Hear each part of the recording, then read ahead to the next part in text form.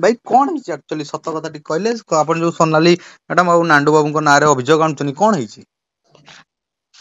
ଆଜ୍ଞା ମୋ ଛୁଆଟା ନ୍ୟାୟ ପାଇବା ଦରକାର, ମାର ସ୍ନେହ ମମତା ପାଇପାରୁନି ଆଜିକି 10 ବର୍ଷ ହେଲାଣି। ଆପଣ ଆପଣ ସୋନାଲି ମ୍ୟାଡାମଙ୍କର ସ୍ୱାମୀ?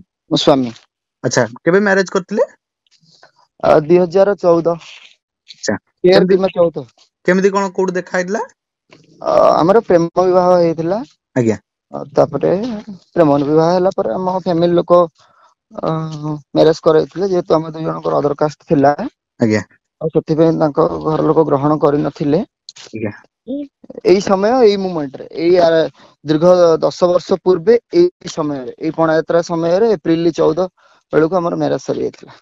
ଆଚ୍ଛା କୋଉଠି ବାହା ହେଇଥିଲେ? ସୋନାଲିଙ୍କ ଘର ହଉଛି, ଆକ୍ଚୁଆଲି ତାଙ୍କ ନାଁ ସୋନାଲି ନୁହେଁ, ତାଙ୍କ ନାଁ ହଉଛି କାଗଜ। ଓକେ।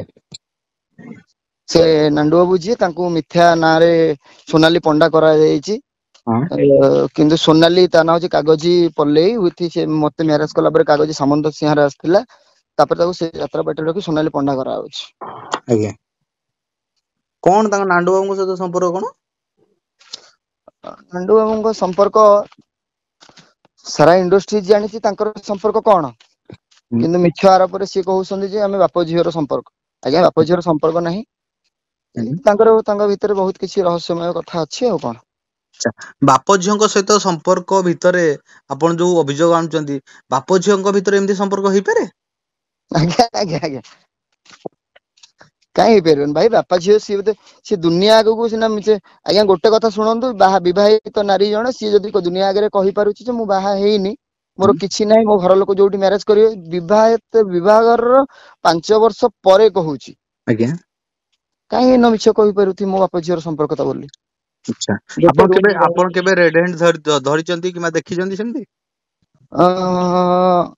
ହଁ ଥରେ ଦିଥର ଦେଖିଛି। ଆଚ୍ଛା କୋଉ କୋଉ ମାନେ ଯାତ୍ରା ପେଣ୍ଡାଲ ଉପରେ କିମ୍ବା ତଳେ କିମ୍ବା ହୋଟେଲ ରେ କୋଉଠି? ହୋଟେଲ ରେ। ଆଚ୍ଛା ହଁ ଅସଞ୍ଜତ ଅବସ୍ଥାରେ। ନା ନା ଅସଞ୍ଜତ ଅବସ୍ଥାରେ ନାହିଁ, ହୁଁ, ମୁଁ ବାହାରକୁ ଆସିଯାଏ ସେମାନେ ଭିତରେ ରହିଯାଆନ୍ତି। ଆଚ୍ଛା ଆଚ୍ଛା ସେ ସମୟରେ ମତେ ହତ୍ୟା କରିବାର ଧମକ ଦିଆଯାଏ, ଯେହେତୁ ମୁଁ ତାଙ୍କ ପାର୍ଟିରେ ଚାକିରି କରିଥିଲି। କଣ ତୁ ଥିଲେ ଯଦି ଆପଣ? ମୁହଁ ଖୋଲିବୁ, ମୁଁ ମ୍ୟାନେଜର ଥିଲି। ମ୍ୟାନେଜର ଥିଲେ, ହୁଁ ଆଚ୍ଛା ହୁଁ ସେତେବେଳେ ମ୍ୟାଡାମ କଣ କହୁଥିଲେ? ସିଏ ହିରୋଇନ ମାନେ ହିରୋଇନ ହବା ପାଇଁ ସେ ଯାଇଥିଲା, ମାନେ ଛୋଟ ଛୋଟ ସିନ୍ କରୁଥିଲା ସେଇ ହିରୋଇନରେ ଆଉ। ଆଚ୍ଛା ଥାର୍ଡ ଫ୍ଲୋର ହିରୋଇନ ଥିଲା ଆଉ। ଓକେ। ତ କେବେ ତାଙ୍କ ଉପରେ ସମ୍ପର୍କ ତାଙ୍କର ଗଢି ଉଠିଲା ନାଣ୍ଡୁ ବାବୁଙ୍କ ସହିତ କଣ ଅଛନ୍ତି? ଯେତେବେଳେ ଯାତ୍ରା ପାର୍ଟି ଶିବଲଙ୍କାଙ୍କ ହାତରୁ ହଁ ସିଏ ନିଜ ହାତକୁ ଆଣିଲେ, ହଁ ଏଇ ଗୁଣ୍ଡାଗିରି ଦାଦାଗିରି କରିକି ତାଙ୍କ ହାତରୁ ଛଡେଇ ଆଣିଛନ୍ତି। ହୁଁ ଯେହେତୁ ଶିବଲେଙ୍କା ବର୍ତ୍ତମାନ ସେ ଯାତ୍ରା ପାର୍ଟି ଫେରିବା ପାଇଁ ଚାହୁଁଛି, କିନ୍ତୁ ଇଏ ତାକୁ ଫେରେଇ ଦଉନାହାନ୍ତି। ହଁ ହଁ ବହୁତ ଗୁଣ୍ଡାଗିରି ଆଉ ବହୁତ ଦାଦାଗିରି କରେ।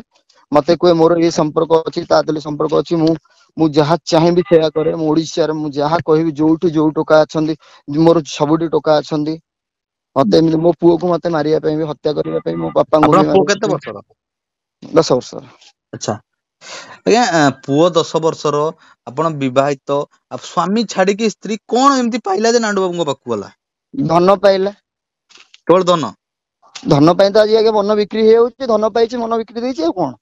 ଆଚ୍ଛା ମାନେ ଜଣେ ଚରିତ୍ର ଜଣେ ଯାତ୍ରାର ଭଲ ଚରିତ୍ରରେ କଳାକାରଟିଏ ସେ ଧନ ପାଇଲା ପାଇଁ ନିଜସ୍ୱ ସବୁ ବିକ୍ରି କରିଦବ, ଛୁଆ ପିଲା ଆପଣ ଆଜ୍ଞା ମାନଙ୍କୁ ଆଜ୍ଞା ଛାଡି ଦଉଛି। ଆଜ୍ଞା ଆଜ୍ଞା ଆଜ୍ଞା ସିଏ ସେୟା ହେଇନାହିଁ।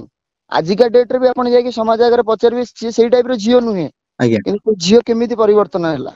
ହଁ ଆର ମୁଖ୍ୟ କାରଣ ହେଲା ତା ବାପା ମା, 2 ଜଣ ସୋନାଲିର ବାପା ମା ହଉଛନ୍ତି ମୁଖ୍ୟ।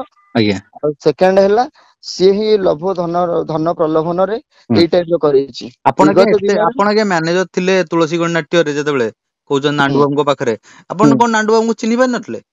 ନା ନା ନା ସିଏ ମତେ ଗୋଟେ ମୋହମାୟା ସଂସାର ପକେଇଲା ପରେ ପକେଇଥିଲା, ତୁ ମୋର ଭାଇ ଆଉ ମୁଁ ତୋର ଭାଇ। ଏଇ ଟାଇପ ର, ଏମିତି ଆମ ରାମଚନ୍ଦ୍ରର ସମ୍ପର୍କତା ଥିଲା ପୂର୍ବ ପୁରୁଷରୁ ତ। ରାମ ବରତର। ହଁ ଦେଖିଲା ସିଏ ଗୋଟେ ରାବଣ ଥିଲା ବୋଲି, ମୁଁ ଆଜ୍ଞା ଜାଣିନଥିଲି ଯେ ସୀତାଙ୍କୁ ଚୋରି କରିବା ପାଇଁ ଆସିଥିଲା ବୋଲି। ଆଚ୍ଛା କେବେ ଜାଣିଲେ? ଯେତେବେଳେ ମୁଁ ଯାତ୍ରା ପାର୍ଟିରେ ରହିଲା ପରେ ମୋ ଆଜ୍ଞା ପ୍ରତି ଅତ୍ୟାଚାର କରାଗଲା, ଆଜ୍ଞା ମୋ ପ୍ରତି ମିଛ ଆରୋପ ଲଗେଇ ଦିଆଗଲା। ଆଜ୍ଞା ତାପରେ ମୁଁ ଜାଣିଲା ଭିତରେ ମତେ ମାରିବା ପାଇଁ ଯୋଜନା ବୋଧକ କରାଯାଇଥିଲା। ଆଜ୍ଞା ଏକ ଶିରିଡି ସାଇ ଯାଇଥିଲେ, ଶିରିଡି ସାଇରେ ବସିକି ତାପରେ ମତେ ଯେତେବେଳେ ମୋ ମାର ଦେହ ସିରିୟସ ହେଇଥିଲା ବ୍ରହ୍ମପୁର ବଡ ମେଡିକାଲ ରେ ପଡିଥାଏ, ସେତେବେଳେ ମୁଁ ଫୋନ କଲି ଯେ ଆଜ୍ଞା ମୋ ମାର ଦେହ ଖରାପ, ତୁ ଆସିବୁ ନା ନାଇଁ, ମୋ ମା ଦେଖିବା ପାଇଁ ତତେ ଚାହୁଁଛି। ଆଜ୍ଞା ସେତେବେଳେ ସୋନାଲି ସେୟା ନଥିଲେ, ସୋନାଲି କି ପ୍ରେସର କରାହଉଥିଲା ତୁ ଏହା କହ। ସେ ମତେ କହୁଥିଲା ଯେ କୋଉ ମା, କୋଉ ବାପା, କୋଉ ସ୍ୱାମୀ, କୋଉ ପୁଅ ମୁଁ କାହାକୁ ଚିହ୍ନିନି କି ଜାଣିନି, ଏଇ ଟାଇପ ରେ ମତେ କୁହାଯାଉଥିଲା। ଆଚ୍ଛା ବୁଝିପାରିଲେ? ଆଜ୍ଞା ୟା ଭିତରେ ମିଥ୍ୟା କିଛି ବି ନାହିଁ, ଆଜ୍ଞା। ସମ୍ପୂର୍ଣ୍ଣ ୟା ଭିତରେ 100 ରୁ ଆପଣ ଆଜ୍ଞା 100%। ଆପଣ ଆଜ୍ଞା ଏତେ ବିଳମ୍ବରେ କାହିଁକି ସାମ୍ନାକୁ ଆସିଲେ? ଆଗରୁ କେସ୍ କିମ୍ବା ମିଡିଆ ସାମ୍ନାକୁ ଆସି ନଥିଲେ? ଆଜ୍ଞା ଆମେ ଗରିବ ମୂଲ ମଜୁରିଆ ଲୋକ, ଆଜ୍ଞା ମୂଲ ଲାଗିଲେ ଆମେ ପେଟ ଆଜ୍ଞା ପୋଷିବୁ। ଜଣେ ମାଲିକ କୋଟିପତି, ଜଣେ ମ୍ୟାନେଜର ଆଜ୍ଞା ତାଙ୍କ ପାଖରେ ଚାକିରି କରିଛି ମାନେ ଆଜ୍ଞା ପାଖାପାଖି ଆପଣଙ୍କ ବାର୍ଷିକ ବେତନ ମୋ ହିସାବରେ ମିନିମମ୍ 10 ରୁ 15 ଲକ୍ଷ ଟଙ୍କା ଥିବ। ନା ନା ନା ଏତେ ନଥିଲା ଆଜ୍ଞା, ମୁଁ 10 ବର୍ଷ ପରେ ଚାକିରି କରିଥିଲି। ଆଜ୍ଞା ମତେ ଗୋଟେ ମୋ ମାତ୍ର 2 ମାସ ଖଣ୍ଡେ ମୁଁ ଚାକିରି କରିଥିଲି। ଆଜ୍ଞା ଚାକିରି କଲା ଭିତରେ ମତେ ସେ ମେସ ର ଇନଚାର୍ଜ କରି ରଖିଥିଲେ। ଆଜ୍ଞା ବୁଝିପାରିଲେ? ଆଜ୍ଞା ତାପରେ ମିଛ ସତ କଥା ଏ ସବୁ କରିକି ମତେ ସେଇଠୁ ବିଦାୟ କରିବା ପାଇଁ ଚାହିଁଲେ। ଆଜ୍ଞା। ଏଇ ଟାଇପ ର ଆଜ୍ଞା ତ କଣ। ଏବେ ସୋନାଲି ମ୍ୟାଡାମ ଆଉ ନାଣ୍ଡୁ ବାବୁଙ୍କ ସମ୍ପର୍କ କଣ? ସୋନାଲି ମ୍ୟାଡାମ ନାଣ୍ଡୁ ବାବୁଙ୍କ ସମ୍ପର୍କ ଆଜ୍ଞା ସମସ୍ତେ ଜାଣିଛନ୍ତି ସେ କଣ ବୋଲି। ଆଚ୍ଛା, ଆପଣ ଏ ଅଭିଯୋଗ ଆଣୁଛନ୍ତି, ପ୍ରମାଣ କିଛି ରଖିଛନ୍ତି? ପ୍ରମାଣ ଆଜ୍ଞା ମୁଁ କଣ ଦେବି ଆଜ୍ଞା, ଏମିତି ଯାତ୍ରା ଇଣ୍ଡଷ୍ଟ୍ରିଜ ରେ କିଛି ପୂର୍ବ ଦିନରୁ ନରିପଣ୍ଡା ମୁହଁ ଖୋଲିଥିଲେ ବୋଲି ଆଜ୍ଞା ତାଙ୍କୁ ଯେମିତି ବାଡେଇ ଦିଆଗଲା, ଆଜ୍ଞା ଆଉ ଯୋଉ କଳା କାଚ ଭିତରେ ନଥିଲା, ଆଜ୍ଞା ସେ କଳା କାଚଟା ଆଜ୍ଞା ସତ୍ୟତା।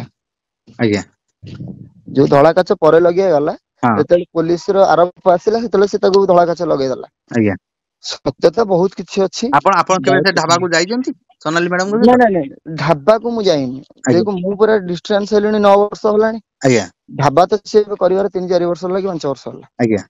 ଆପଣ ଯେବେ ନାଣ୍ଡୁ ବାବୁଙ୍କ ପାଖରେ କାମ କରୁଥିଲେ, ନାଣ୍ଡୁ ବାବୁଙ୍କର ଏମିତି ପ୍ରକୃତି ଥିଲା? ତାଙ୍କ ହିରୋଇନ ମାନଙ୍କ ସହିତ ସମ୍ପର୍କ ରଖିବା, ତାଙ୍କ ଆଙ୍କରଙ୍କ ସହିତ ସମ୍ପର୍କ ରଖିବା, ଏମିତି କିଛି ଥିଲା? ହିରୋଇନଙ୍କ ସହିତ ସମ୍ପର୍କ ବୋଲି କାହା ସହିତ କଣ ରଖିଛି ସେଇଟା ତ ମୁଁ ଜାଣିନି। ଆଜ୍ଞା କିନ୍ତୁ ସୋନାଲିଙ୍କ ସହିତ ତାଙ୍କର ସମ୍ପର୍କଟା ଥିଲା, ଫାଷ୍ଟ ପଏଣ୍ଟ କଥା। ହଁ ସେକେଣ୍ଡ ପଏଣ୍ଟ କଥା, ସେ ପ୍ରତ୍ୟେକ ଯାତ୍ରା ପାର୍ଟିରେ ତାର ଯେତୋଟି 3ଟି ପାର୍ଟି ହଁ ଏବେ ତ ଧ୍ୱଂସ ହେଇ ଆସିଲାଣି। ହଁ କୋଉ 3ଟା ପାର୍ଟି କହିଲେ? ଅଶୋକ ସମ୍ରାଟ, ପୃଥ୍ୱୀରାଜ ଆଉ ତୁଳସୀ। ଆଜ୍ଞା ବୁଝିପାରିଲେ? ତାର ଗର୍ବ ବହୁତ, ଅହଙ୍କାର ବଢି ଚାଲିଥିଲା। ହୁଁ ଏବେ ଆଉ ଗର୍ବ ଫର୍ବ ନାହିଁ, ତଥାପି ମୁହଁ ତୋର ତାର ଭାଙ୍ଗିନି। ଆଜ୍ଞା ମୁହଁ ଟାକୁ ହସଉଛି, ଆଜ୍ଞା କିନ୍ତୁ ମନ ଭିତରେ ଜାଣିଛି ଯେ ମତେ କେତେ ବିନ୍ଧୁଛି ବୋଲି। ହଁ ହଁ। ବୁଝିପାରିଲେ? ଆକ୍ଚୁଆଲି ଆପଣ ଯୋଉ ଯେତିକି ଦିନ କାମ କରିଥିଲେ, ନାଣ୍ଡୁ ବାବୁଙ୍କ ବ୍ୟାକଗ୍ରାଉଣ୍ଡ କଣ? ତାଙ୍କ କେମିତି ବ୍ୟବସାୟ କରନ୍ତି, କୋଉ ଟଙ୍କା ଆଣିକି ଇନଭେଷ୍ଟ କରନ୍ତି ଯାତ୍ରାରେ? ସ୍ମଗଲର ଜଣେ ଆଜ୍ଞା, ସେ ସ୍ମଗଲର। କଣ ସ୍ମଗଲିଂ କରନ୍ତି? କହିବେ ସେଟା କହିବେ, ହୋଇଥାଇପାରେ ବ୍ରାଉନ ସୁଗାର, ଡ୍ରଗ୍ସ ଫ୍ରଗ୍ସ ଯାହା କରୁଥିବ ଆଉ କଣ। ଆଚ୍ଛା ନହେଲେ ଆଚ୍ଛା ଏତେ କୋଟି ଟଙ୍କା ସାଧାରଣ ଗୋଟେ ହୋମଗାର୍ଡଟିଏ, ଆଉ ସିଏ ଆଜିକି ଏତେ ବଡ କୋଟିପତି ହେଲା, ଏତେ ବଡ ସାମ୍ରାଜ୍ୟ କଲା, କରିକି ଏତେ ବଡ ରାଜ କେମିତି କରୁଛି? ତାହେଲେ ଆଜ୍ଞା ଗଭର୍ଣ୍ଣମେଣ୍ଟକୁ ଇନକମ ଟ୍ୟାକ୍ସ ନାହିଁ, କିଛି ନାହିଁ, ସବୁବେଳେ ଗୁଣ୍ଡାଗିରି ଦାଦାଗିରି। ସମସ୍ତଙ୍କ ଆଗରେ କହୁଛି ମୁଁ ଭିଡିଓକୁ ମାଇଲି, ମୁଁ ତହସିଲଦାରକୁ ମାଇଲି, ମୁଁ ଆର ଆଇ କି ମୋ ମାଉଜରେ ଦେଖେଇଲି। ହୁଁ ହୁଁ ହୁଁ। ଯୁଗ ଗଲାଣି ଆଜ୍ଞା। ଆପଣ ଆଜ୍ଞା ଭୟ ଲାଗୁନି, ଏମିତି ତାଙ୍କ ବିରୋଧରେ କହୁଛନ୍ତି, ଜଣେ ଜଣେ କୋଟିପତି, ଆପଣ ନିଜେ କହୁଛନ୍ତି ତାଙ୍କ ପାଖରେ ମାଉଜର ଅଛି, ଖଣ୍ଡା ଅଛି, ଆପଣଙ୍କୁ ଭୟ ଲାଗୁନି? ଭୟ ଆଜ୍ଞା କାହିଁ ଲାଗିବ, ମୁଁ ବି ମଣିଷ, ସିଏ ବି ମଣିଷ, ସିଏ ମତେ ଯଦି ମାରିଲା, ସିଏ ଯଦି ଗୋଟେ ପାହାର ମାରିଲା ମୁଁ ତାକୁ 2 ପାହାର ମାରିବି, ଆଉ ନହେଲେ ସିଏ 2 ପାହାର ମାରିଲେ ମୁଁ ଗୋଟେ ପାହାର ମାରିବି। ଆଚ୍ଛା କଥା ହେଲା ଭୟ କାହିଁକି ଲାଗିବ ଭାଇ, ଭୟ ତ ଛଡେଇଲେ ହିଁ ସବୁ କଥା ସାମ୍ନାକୁ ଆସିବ, ସେ ପର୍ଦା ଫାସ ହବ। ଆଜ୍ଞା, ସେ ତ ଆପଣ ଦ୍ଵିତୀୟ ଆପଣ ଥର ଆପଣ ଆଜ୍ଞା ସୋନାଲି ମ୍ୟାଡାମଙ୍କ ସହିତ ଯୋଗାଯୋଗ କରିବା ପାଇଁ ଚେଷ୍ଟା କରିଥିଲେ?